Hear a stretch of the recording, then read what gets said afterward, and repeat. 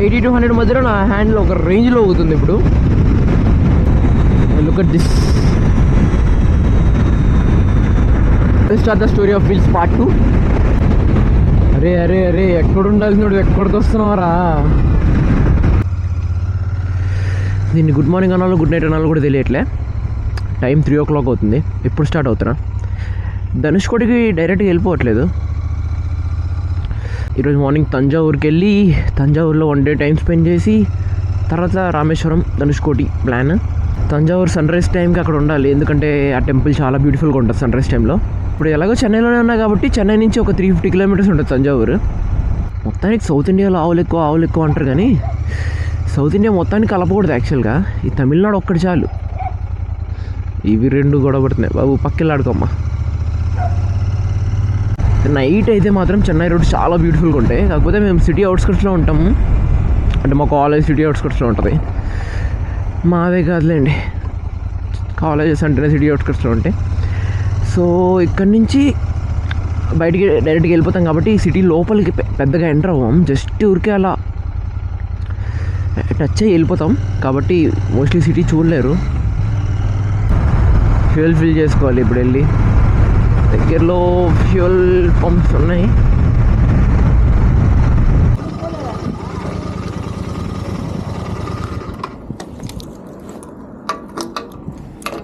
Full tank.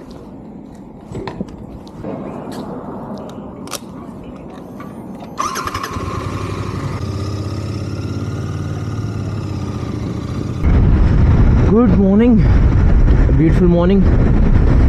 Time 6:15 అవుతుంది. ఇప్పటికీ పెద్దగా ఏం కవర్ చేయలే, 203 kilometers కవర్ చేశా. నేను 3కి స్టార్ట్ అయ్యా, అంటే 3.5 hours అవుతుంది. 30 minutes నేను బ్రేక్ తీసుకున్నా, ఎందుకంటే last night just only 1 hour పడుకున్నా. దాని ముందు రోజు 6 hours పడుకున్నా. అంటే లాస్ట్ 48 hoursలో నేను జస్ట్ 7 hours పడుకున్నా. కాబట్టి కొంచెం నిద్ర వచ్చేలా అనిపించింది. I don't want to take risk. So ఒక బ్రేక్ తీసుకొని 2 కాఫీలు లేపేసా. I'm feeling better no. ఇంకా జస్ట్ 115 kilometers వెళ్ళాలి. మామూలుగా GD 650స్కి wobbling problem, handle wobbling problem ఉండదని చాలామంది చెప్తారు. ఇప్పటికీ నా బైక్ కూడా అదే ప్రాబ్లం ఉంది. కాకపోతే ఒక చిన్న చేంజ్, నా హ్యాండిల్ ఓబ్లింగ్ ఓన్లీ 80 to 100 మధ్యలోనే అవుతుంది. నువ్వు 120 కొట్టినా 140 కొట్టినా మళ్ళీ ఓబ్లింగ్ ఉండదు. Let me show you. 80 to 100 మధ్యలో నా హ్యాండిల్ ఒక రేంజ్లో అవుతుంది ఇప్పుడు. వెయిట్,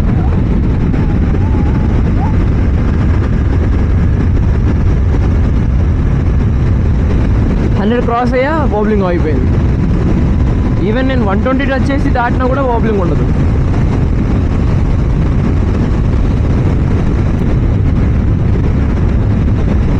మళ్ళీ 80 to 100 వస్తే ఓబ్లింగ్ స్టార్ట్ అయిపోతుంది. అంటే లైక్ అదే నా మోస్ట్ కామన్ రేంజ్. ఆ ఓబ్లింగ్ ఎందుకు ఓన్లీ ఆ రేంజ్లో మాత్రమే వస్తుంది అనేది అర్థం కావట్లే. ఒకసారి థర్డ్ సర్వీస్కి ఇచ్చినప్పుడు చూద్దాం రిజాల్వ్ అవుతుందో లేదో ప్రాబ్లమ్ అని చెప్తా. ఒకసారి ఫ్యూయల్ కూడా ఫిల్ చేసుకోవాలి, ఆల్మోస్ట్ అయిపోవచ్చింది. నెంబర్ 2 అన్న ఫుల్ ట్యాంక్.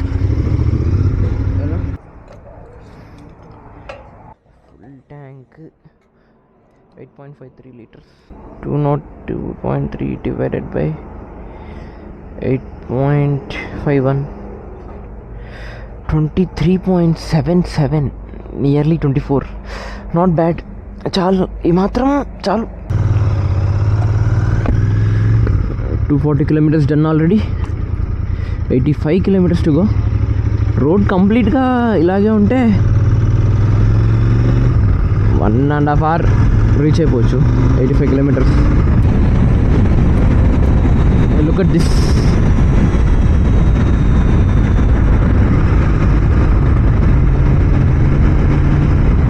బైక్స్ కొన్న అడ్వాంటేజ్ పోర్షాకు కూడా లేదన్నమాట. అయితే ఓ ఫక్, తొందరగా చెప్పేసి అనుకోండి డైలాగ్.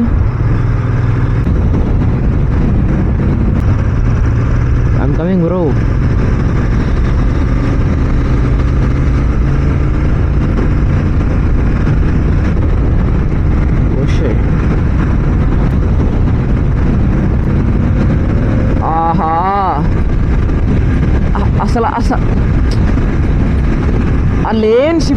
లేన్ షిఫ్టింగ్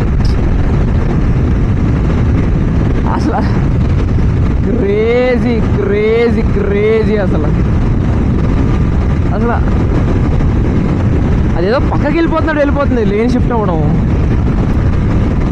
వాడు దొరకడం మనకి మన హార్స్ పవర్కి వాడు హార్స్ పవర్కి ట్రిపుల్ ఉంటుంది ఈజీగా. అసలు ఆ డిఫరెన్స్ చూసారా? ఆ కార్ లేన్ షిఫ్ట్ అయిన తర్వాత ఈ కార్ లేన్ షిఫ్ట్ అయిన తర్వాత పోర్షే శాంట్రో కంపేర్ చేసిన అలా అనుకోకండి. లైక్ ఏ కార్లో బేసిక్గా ఇలాగే తిరుగుతుంది, దాని లేన్ షిఫ్టింగ్ చాలా డిఫరెంట్గా ఉంది. వాడు ఎర్లీ మార్నింగ్ రైడ్ ఎంజాయ్ చేస్తున్నాడు, వాడు వెళ్ళిపోయాడు. నేను ఆ కార్ని ఫాలో అవుతూ నా రూట్ మర్చిపోయా. వాడు కనపడకుండా వెళ్ళిపోయాడు కాబట్టి కనీసం ఇప్పుడన్నా తెలిసింది, లేకపోయింటే ఇంకా వాడిని ఫాలో అవుతూ కూర్చునే ఉన్నాను నేను. దాన్ని ఫాలో అవ్వకుండా నేను నా రూట్లో నేను వెళ్ళింటే ఈ పాటికి ఒక 10 కిలోమీటర్స్ తగ్గిండేది. అరే అరే అరే ఎక్కడ ఉండాల్సినోడు ఎక్కడికి వస్తున్నావరా?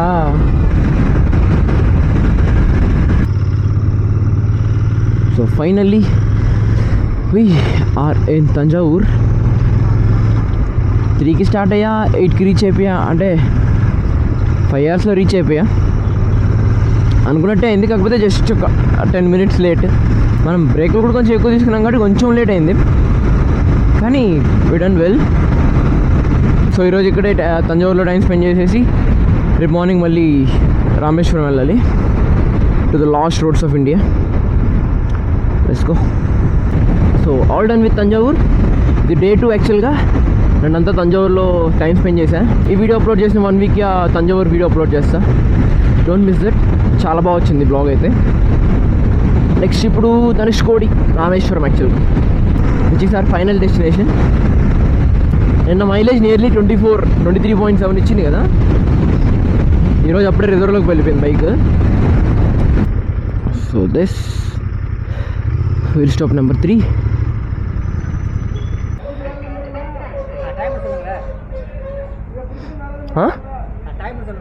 టైమా 10:06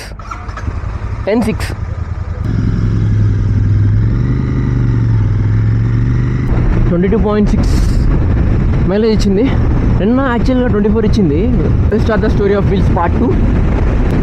స్టోరీ ఆఫ్ వీల్స్ అంటే ఏంటంటే నా పర్సనల్ స్టోరీస్ మీతో షేర్ చేసుకోవడానికి ఒక సిరీస్లా స్టార్ట్ చేశా. ఆల్రెడీ పార్ట్ 1 లాస్ట్ వ్లాగ్లో చెప్పేసా. ఒకవేళ మీకు ఇంట్రెస్ట్ ఉంటే ఒకవేళ ఆ వ్లాగ్కి వెళ్ళి చూడొచ్చు. I will mention it in the top. Just ఒక స్టోరీనే అయింది. This is the second story. This is the wheels of my GT650. So అలా హాస్టల్లో గడిపేస్తాం. ఇంటర్ దాకా అలా వచ్చేసా. ఆ మధ్యలో కూడా చాలా స్టోరీస్ ఉన్నాయి, I will tell that later. First years exams రాసి ఇంటికి వెళ్ళా అంతే. కరోనా పుణ్యాన లాక్డౌన్ వచ్చేసింది. ఇంకా అంతా రోజు ఇంట్లో కూర్చొని ఫోన్ చూసుకుంటూ సరిపోయింది. అలా ఒకరోజు యూట్యూబ్ తిప్పుతుంటే కనపడింది కాంటినెంటల్ GT650 మిస్టర్ క్లీన్. మామూలుగా బైక్ అంటే point A to point B తీసుకెళ్ళే ఒక మిషన్ అనుకున్నా, కానీ ఎప్పుడైతే అది చూసానో I feel something different. YouTube open చేసినప్పుడు తమ్నైల్లో GT650 ఉంటే చాలు, ఆ వీడియో ఓపెన్ చేసేస్తాం. అది ఏ లాంగ్వేజ్ అని అవసరం లేదు, ఓపెన్ చేసి చూసుకుంటూ ఉంటాం.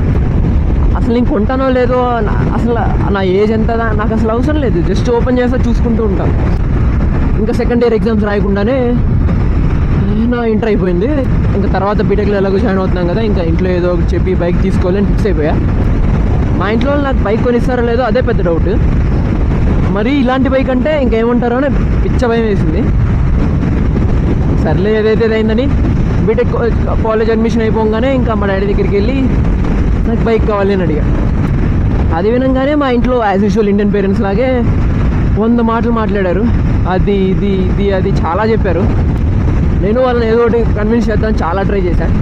నేను బీటెక్లో జాయిన్ అయ్యేటప్పుడు అడిగిన బైక్ సెకండ్ ఇయర్ ఎండింగ్లో ఓకే అన్నారు. మళ్ళీ అప్పుడు మా డాడీని పిలిచి ఏ బైక్ కావాలరా అన్నాడు. నేను రాయల్ ఎన్ఫీల్డ్ అని చెప్పాను. మా డాడీ షాక్ అయిపోయి నీకెందుకు బుల్లెట్ అన్నాడు. నాకు సీన్ అర్థమైపోయింది. మా డాడీ బుల్లెట్కే నీకెందుకు అన్నాడంటే ఇంకా GT650 అంటే ఇంకా నన్ను వేసుకుంటాడని అర్థమైపోయింది.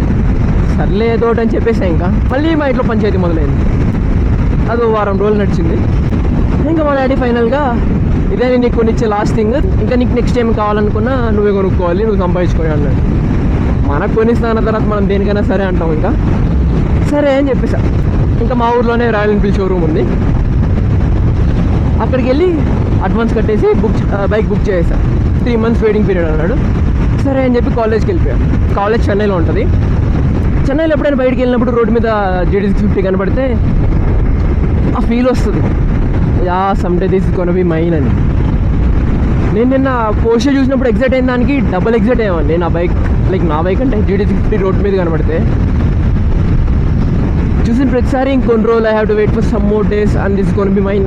అలా వెయిట్ చేసి 3 months అయిపోయింది. ఇంకా నా బైక్ తెచ్చుకుందామని షోరూమ్కి వెళ్ళాం. షోరూమ్కి వెళ్తే వాడు ఒక ట్విస్ట్ పెట్టాడు. మేము బైక్ బుక్ చేసేటప్పుడు మేము ఇక్కడికే తీసుకొస్తామని చెప్పినప్పుడు ఇప్పుడు మీరు తిరుపతికి వెళ్ళి బైక్ తెచ్చుకోవాలి సార్ అంటున్నాడు. మా డాడీ కోపం వచ్చేసింది. షాపు 1 గంట సేపు వేసుకున్నాడు. ఆ బైక్ కష్టం, డబుల్ సైలెన్సర్ ఉంటుంది, మేము ట్రాన్స్పోర్టేషన్ కష్టం, ఏదేదో చెప్పాడు. బైక్ బుక్ చేసేటప్పుడు మాత్రం సార్ మేము తెచ్చిస్తాం, మీ దగ్గరికి మేమే తెచ్చిస్తాం అన్నాడు. ఇంకా మేము కూడా ఏం చేయలేక సరే అని చెప్పి తిరుపతికి స్టార్ట్. ఇంకా నేను ఇంకా మా ఫ్రెండ్స్ ఇద్దరు పల్సర్ 220 వేసుకొని తిరుపతికి స్టార్ట్ అయిపోయాం. ఇంకా తిరుపతి షోరూంలోకి వెళ్ళి ప్రాసెస్ అంతా కంప్లీట్ అయిపోయిన తర్వాత ఇంకా మేము లోపలికి కూర్చొని ఉన్నాం. బైక్ బయటికి అలా తీసుకొచ్చాడు, బయట పెట్టాడు. నా దగ్గరికి వచ్చి సార్ మీ బైక్ ఇదే అన్నాడు. ఫస్ట్ గ్లాన్స్ GD650 చూసినప్పుడు చాలా ఎగ్జైట్మెంట్ ఉన్నదానికంటే డబుల్ ట్రిపుల్ వచ్చింది. ఇది నా బైక్ అన్న ఫీలింగ్తో ఆ ఎగ్జైట్మెంట్, ఆ feeling I can't express. Bike దగ్గరికి వెళ్ళి అలా సీట్ మీద చేసి I was so happy, this is my bike అన్నట్టు. చాలా రోజుల నుంచి వెయిట్ చేస్తున్న బైక్, నా డ్రీమ్ బైక్, ఒక్కసారి ఇంకా నాది అయిపోయింది, ఇంకా రేపటి నుంచి ఇది నా దగ్గరే ఉంటుంది అన్న ఫీలింగ్ చాలా బాగా అనిపించింది. ఇప్పుడు మీకు పెద్ద ట్విస్ట్ చెప్పాలి, మీరు అస్సలు నమ్మరు. ఇప్పుడు నేను ఈ మ్యాటర్ చెప్తే, నా బైక్ డెలివరీ తీసుకునేంతసేపు నాకు బైక్ డ్రైవింగ్ రాదు. యాక్చువల్గా నేను ఒక్కనే ఒక బైక్లో స్కూటీ కాకుండా నేను బైక్ వేసుకొని 1 kilometer కూడా నేను ఒక్కనే బైక్ డ్రైవ్ చేయలేదు. నాట్ ఈవెన్ 500 meters 1 kilometer పక్కన పెడితే నాకు బైక్ రాదు. ఒకప్పుడు మా ఫ్రెండ్స్ అందరూ నన్ను వేసుకునేటోళ్ళు, వీడికి బైక్ రాకుండా బైక్ కొనడానికి వెళ్తున్నాడు వీడని. అది నా పరిస్థితి. అయినా మీరు నమ్మరు బేసిక్గా ఈ పాయింట్ నేను ఇప్పుడు చెప్తే. యాక్చువల్లీ ఇక నా ఎనీ ఆఫ్ మై ఫ్రెండ్స్ వాళ్ళు ఇంకా నా పరువు తీయడానికి చాలా బాగా చెప్తారు నా గురించి. ఇంకా అక్కడే నాతో పాటు నా ఫ్రెండ్ బాలాజీ ఉన్నాడు. ఇంకా నన్ను బైక్ మీద కూర్చోబెట్టి ఇంజిన్ ఆన్ చేసి బైక్ ఫస్ట్ గేర్లో వేసి పట్టుకున్న క్లచ్ని మెల్లగా ఇంతవరకు వదలమన్నాడు. మెల్లగా క్లచ్ వదిలే అంతే. అదొక ఇక్కడి నుంచి అక్కడి వరకు కొంచెం ముందుకు వెళ్ళింది అంతే. ఇంకా ఇంజిన్ ఆఫ్ చేసేసి ఇంకా దిగే అన్నాడు. అయిపోయింది అంతే. అంటే బైక్ కొన్నది నేను కాబట్టి ఫస్ట్ నేనే డ్రైవింగ్ చేయాలి కాబట్టి ఆ మాత్రం కట్టసి చూపించాను నా మీద. ఇంకా బాలాజీ డ్రైవ్ చేస్తుంటే వెనకాల నేను కూర్చొని ఇంటి వరకు బైక్ తీసుకెళ్ళాను. అప్పుడు ఒక డీల్ చేసుకున్నాం, నెక్స్ట్ తన లైఫ్లో ఎప్పుడైనా బైక్ కొంటే ఆ బైక్ ఫస్ట్ నేనే డ్రైవ్ చేయాలి. బ్రో డీల్ గుర్తుందిగా. ఇంకా బైక్ ఇంటికి తీసుకెళ్ళి పార్కింగ్లో బైక్ అలా పెట్టాందే. మా అమ్మకి ఎందుకు వచ్చి బైక్ చూసింది. మా అమ్మ బైక్ చూడంగానే ఏంట్రా ఇనుప సామాన్లని ఒక చోటు పెట్టినట్టుంది అంది. మా అమ్మకి ఈ కలర్ వాల్యూ అలా అర్థమైంది. అమ్మ ఈ కలర్ కోసం 30,000 ఎక్స్ట్రా పే చేశానమ్మా అంటే ఎందుకు నెత్తికేసి కొట్టుకోనా అంది మా అమ్మ. అలా బండి రాకుండా బండి కొనుక్కున్న నేను ఇప్పటికి నియర్లీ 15,000 kilometers కంప్లీట్ చేశాయి బైక్లో. కానీ ఇది నా లైఫ్లో చాలా ఇంట్రెస్టింగ్గా ఉంటుంది. బైక్ రాకుండా GD650 కొనుక్కొని ఆ తర్వాత దీంట్లో బైక్ నేర్చుకున్నా అంటే. So that's the end of part 2. Next month మళ్ళీ ఇంకో ట్రిప్కి వెళ్ళినప్పుడు I will tell you the part 3. ఇంకా జస్ట్ 40 kilometers అంతే రామేశ్వరం.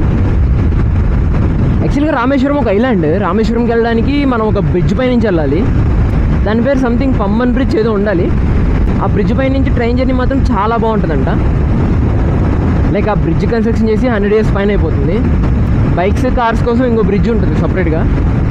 కానీ ట్రైన్ జర్నీలో అక్కడ నుంచి వ్యూస్ చాలా బాగుంటాయి. బైక్ మీద కూడా బాగానే ఉండొచ్చు. లెట్స్ సీ ఎలా ఉంటుందో. ఖచ్చితంగా అక్కడైతే ఒక బ్రేక్ వేద్దాం అనుకుంటున్నా ఆ వ్యూస్ చూడడానికి కోసం. వచ్చేసాం నియర్లీ 40 kilometers అంటే ఇంకొక 30-40 minutes అంతే రీచ్ అయిపోతాం.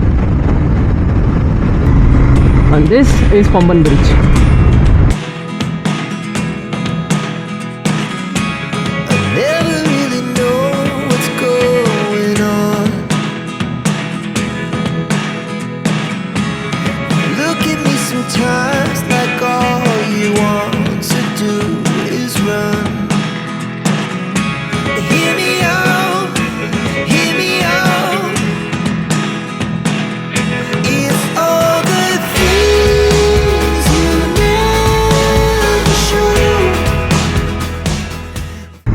ఐలాండ్ వదిలేసిన తర్వాత మనం నెక్స్ట్ రామేశ్వరంకి వెళ్ళడానికి ఒక్కటే వే. ఈ బ్రిడ్జ్ మీద నుంచే వెళ్ళాలి మనం. మీకు కనపడుతుందో లేదో, ఇటుపక్కన బ్రిడ్జ్ ఓల్డ్ బ్రిడ్జ్, లైక్ ఆ పక్కన ట్రైన్ బ్రిడ్జ్, అటుపక్కది ఇప్పుడు కన్స్ట్రక్షన్ చేస్తున్నారు. అది కంప్లీట్గా అయిపోయిందో లేదో తెలీదు. యా, ఇంకా కన్స్ట్రక్షన్ జరుగుతుంది ఆ పక్క బ్రిడ్జ్. రామేశ్వరం వెల్కమ్ మాత్రం అదిరిపోయింది. మీరు ఎప్పుడైనా రామేశ్వరం వస్తే ఖచ్చితంగా ఇక్కడ బైక్ రెంట్ తీసుకోవడానికి ట్రై చేయండి. ఎందుకంటే ఇక్కడ లాస్ట్ రోడ్స్ ఆఫ్ ఇండియాలో రైడ్ చేయడానికి చాలా బాగుంటుంది. ఎందుకు బాగుంటుంది అంటున్నాను, ఒక 2 minutesలో మీకే అర్థమవుద్ది. ఫైనల్గా స్లీప్లెస్ నైట్స్ 540 kilometers రైడ్ తర్వాత we are finally here in the last roads of India.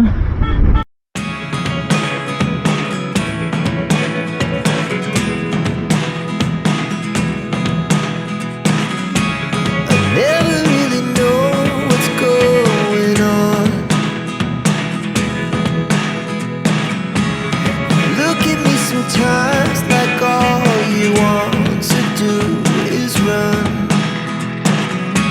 Hear me out, hear me out.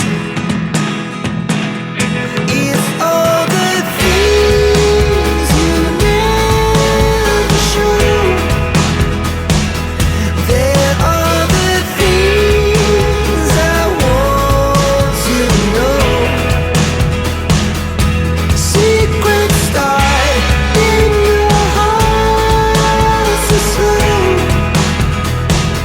మన రైట్ సైడ్లో ఉన్నదేమో ఇండియన్ ఓషన్ అండ్ లెఫ్ట్ సైడ్లో ఉన్నది బే ఆఫ్ బెంగాల్. ఆ రెండుకి మధ్యలో నుంచి ఈ రోడ్ పాస్ అవుతుంది, the last road of India. అందుకే ఈ రోడ్ చాలా స్పెషల్. శ్రీలంక ఇక్కడ నుంచి 24 kilometers అంతే, ఆ లాస్ట్ పాయింట్ రీచ్ అయిపోయాక. బే ఆఫ్ బెంగాల్ ఏమో చాలా కామ్గా ఉంది, ఇండియన్ ఓషన్ ఏమో చాలా కోపంగా ఉంది. అలా వస్తూనే ఉన్నాయి.